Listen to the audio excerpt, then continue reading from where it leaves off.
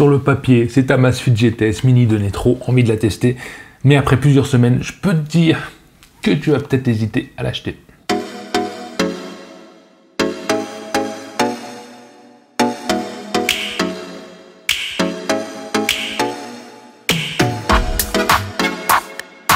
Alors c'est une montre qui existe en 3 couleurs, hein. On a la noire que j'ai en test, on a une sorte de vert bizarre, je trouve pas le nom, et du rose. Pour ce qui est du prix, le meilleur prix que j'ai trouvé pour l'instant hein, sur Amazon, c'est 78 €. À savoir que tu peux la trouver aussi en Chine, mais elle est plus chère. En ce moment même, à l'heure où je te parle, c'est plus cher en Chine, on est plus sur les 80 €. Donc bon plan, tu peux y aller sur Amazon, je t'aurais mis le lien en dessous si tu vas aller voir, même le lien de Chine, si tu veux comparer, ça aura peut-être changé au moment où tu regardes cette vidéo. Allez, c'est parti, on va déballer ça. Bon, clairement, la boîte est simple, hein, il y a les informations essentielles dessus, c'est joli. Bon. Ensuite, une fois avoir passé 5 minutes à essayer de l'ouvrir sans la déchirer, tu vas tomber sur une notice. Il y a tellement de langues sur la notice que j'avais l'impression d'avoir un roman dans les mains. Oui bon, je me suis arrêté sur les livres d'enfants, personnellement, il y avait trop à lire après. Juste en dessous dans la petite boîte, tu vas retrouver le fil de chargement, qui fait environ 30 cm, hein, voire un peu moins. C'est pas extraordinaire, mais c'est aimanté. À savoir qu'il ne fera pas socle pour la montre, donc tu le poses, ça sera à plat sur ton bureau. Et ensuite, tu vas voir la montre emballée dans un sachet plastique. Alors là, je suis un peu outré. Ouais, parce que généralement, quand tu ouvres une boîte de montre, tu mets la montre en avant, c'est waouh, c'est du luxe. Là, non, c'est foutu dans un sachet plastique. Il a beau être lisse, hein, joli, le sachet plastique, y a pas de problème. Mais c'est quand même pas terrible. En tout cas, moi, ça m'a un peu dégoûté, quoi. Quand tu mets une montre haut de gamme, entre guillemets, bah t'aimes bien qu'elle soit mise en valeur. Après ça change rien, d'accord, mais voilà. Pour ce qui est de l'installation, ça va être très simple. En fait, tu as juste à scanner le QR code qu'il y aura quand tu allumeras la montre. Ça va t'envoyer vers l'application, ou alors tu vas directement sur Play Store, tu télécharges l'application qui s'appelle Zep. Zep ou Zip, bon, tu le prononces comme tu veux, je te le mets là et ça sera bien sûr en description si tu veux le télécharger. Et après, tu fais les étapes standards, hein, où tu crées ton compte avec ton nom, etc. Ou tu te connectes à ton compte Amazfit. Pour qu'on soit clair, hein, directement entre nous, dès le début, cette Amazfit, quand je l'ai eu en main, je me suis dit waouh, qualité de fabrication au top, vraiment, t'as vraiment l'impression d'avoir une montre premium, de luxe, une montre qui vaut 150, 200 €. Je sais, il y a plus luxe, plus cher, mais pour moi c'est du luxe, 150 €. Les finitions respirent la qualité avec le contour en aluminium, c'est vraiment très joli, faut l'avouer. On a un cadran qui avec les rebords un petit peu incurvés en 2,5D, ils appellent ça, et ça le fait vraiment un côté très qualitatif. Elle est vraiment compacte, elle ira parfaitement pour les petits poignets, voire les moyens poignets. Bon, moi j'ai un très gros poignet, mais ça va aussi, on s'habitue. Moi j'aime bien.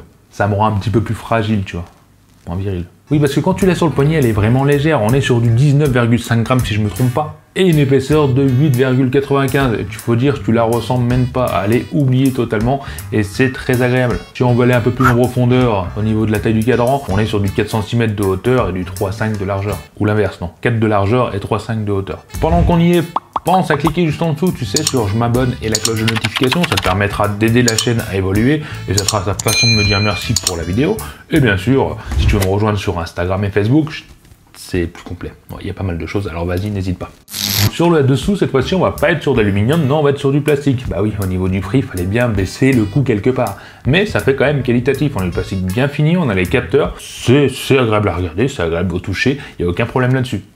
Quant au bracelet, on est sur du caoutchouc simple, standard, mais qui est quand même doux au toucher et qui semble vraiment de qualité, en tout cas résistant dans le temps. À savoir que tu peux les changer facilement, et ça se commande de partout. Si tu veux, je t'aurais mis des liens en dessous pour avoir des nouveaux bracelets, un peu de toutes les couleurs, pour personnaliser, etc. Quoi qu'il en soit, tu l'as compris, cette montre est extrêmement jolie, bien finie, c'est qualitatif, il n'y a rien à ajouter, c'est juste waouh.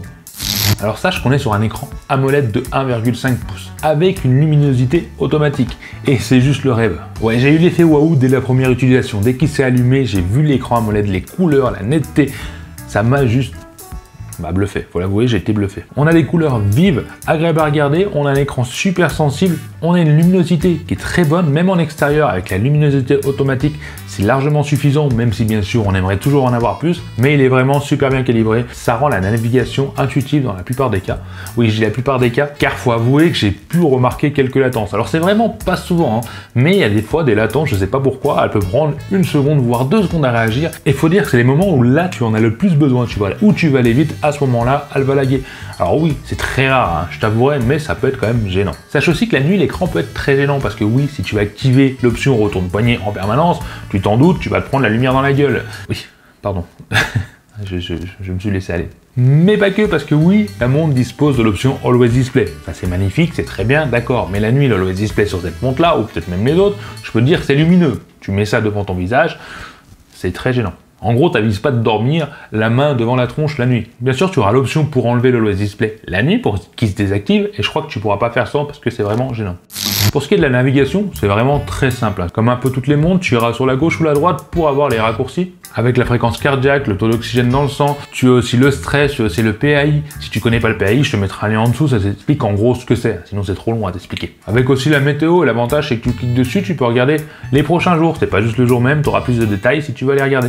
Tu peux aussi bien sûr contrôler ta musique directement, et une option récente qui est complètement dingue, c'est que tu as Alexa. Ouais, le Alexa qui dit Alexa à ton Alexa. Bon après, il faut avoir l'application Alexa sur ton mobile et autoriser la connexion aux deux applications. Faut dire c'est très chiant au début, surtout si tu n'y connais rien, c'est chiant. Mais une fois que tu as réussi à associer les deux comptes, il faut savoir qu'il faut lui parler anglais parce que si tu lui parles français, elle va pas comprendre. Et oui, salut, parles-tu français? Alexa, pour l'instant, sur cette GTS, est configurée en anglais. Et donc, elle va te répondre en anglais. My name is Tukiwanti. Et clairement, c'est pas terrible du tout. Bon, certes, ça va sûrement arriver en français dans les prochains mois, voire peut-être les prochaines années, je sais pas exactement quand. Mais pour l'instant, faut dire que c'est un gadget inutile qui pourrait être super quand ça sera en français. Oui, pour info, quand elle te répond, elle te parle pas. T'as un micro intégré pour lui parler, mais quand elle te répond, c'est par écrit. Mais c'est pas ce défaut-là qui m'a vraiment le plus agacé, je vais t'en parler après. Après, sur la partie haute, tu vas retrouver les raccourcis, en tout cas des paramètres comme le réveil, comme la luminosité, ou carrément les paramètres de la montre. Et tu retrouveras par exemple des paramètres comme le Always Display, tu pourras mettre ou une montre numérique, ou un cadran avec aiguille. Un peu juste, je sais, je trouve ça un peu con. Et tu auras plein d'autres options comme toutes les montres, où tu pourras régler le retour de poignet, etc. Bon, des trucs basiques, on va pas faire le tour là-dessus.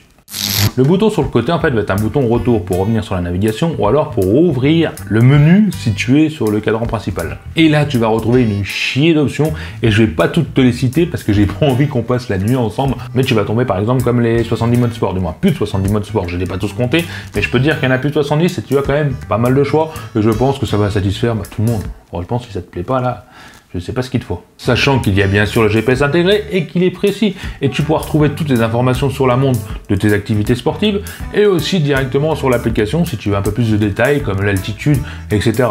Je te laisse regarder, mais c'est vraiment bien. Vraiment, là, j'étais agréablement surpris. Même s'il faut l'avouer, trouver sur l'application son parcours en affaires sportives, j'ai pas trouvé ça facile. C'est pas très intuitif. Bien sûr, sur l'application, tu pourras retrouver aussi ton sommeil, tu pourras retrouver ton oxygène dans le sang, etc. Les paramètres pour les notifications, si tu veux être notifié pour Facebook, Instagram, tes mails, etc.